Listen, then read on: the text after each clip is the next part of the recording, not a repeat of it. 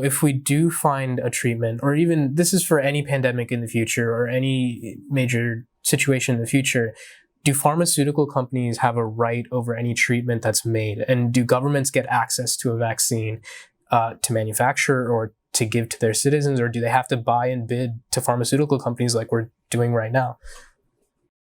Yep, that's how we set it up right now. Somehow we've decided that maintaining the profit margin on goods and services that are mission critical to life is a good idea. And I've got some pretty serious problems with that. I think government still retains the power, particularly in an emergency situation, to command and contract for the production of these goods. But it raises an overall question because, right now we're all focused on these issues because there's a pandemic. Um, but even before there was a pandemic, right, and nobody was really focused on these issues, people went without the treatments that they needed every day because, well, some pharmaceutical executive needed to make a buck. Um, so my hope is that this opens our eyes to the structural insecurity of the system, and forces us to contend with and address it. As a follow-up, Diksha asks, this has really opened, like you said, opened up a lot of eyes in terms of not only our governmental system and economic system, but also the scientific community. And people are, really reading a lot about science and about how the pandemic has progressed.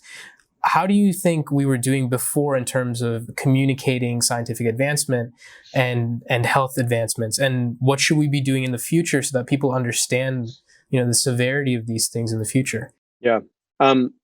So to the first question, I don't think we do a very particularly good job of communicating science. And part of the reason why is just because the questions that the public finds interesting are not the questions that scientists find interesting.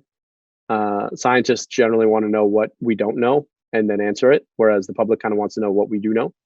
Um, the second reason is that there's this effect in psychology called the Dunning-Kruger effect, which is the fact that your understanding of, or your confidence in what you know, tends to drop the more you learn until it starts to level off, but it never hits the peak.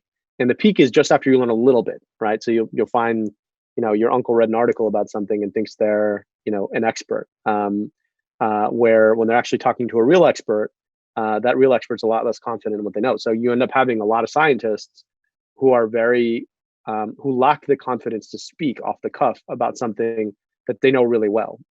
So that's a part of it.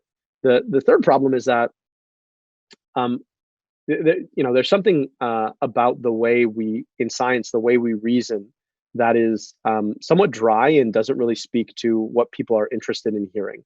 And what I mean by that is that, we learn to understand and interpret data, which is critically important to making great decisions. And people should continue to learn to do this and do this. But we forget that most people are interested in a good story. So we've forgotten how to tell stories. And we're sitting here pointing at a bunch of data and folks are like, yeah, I don't care.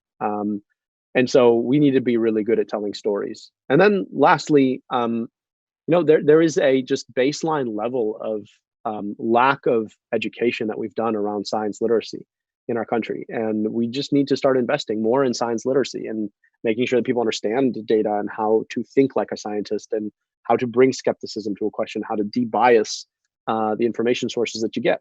I sort of work right now in the business of science communication, and it is a hard thing to do, right? Because you both have to stay true to the science. That's the most important thing. But you also got to make it interesting, and you've got to speak to the way that people actually want to listen, and make it compelling. And the unfortunate reality is we've built more and more and more of a buffer between those two things, wherein the public, hasn't been given the same sort of continuous feed of information about science, so they're just less interested, and scientists have kind of given up on communicating to the public. And then one last point, I just got to stick it to the science community. There is almost a pride that scientists take in being incomprehensible, and that's just dumb. So scientists should stop doing that.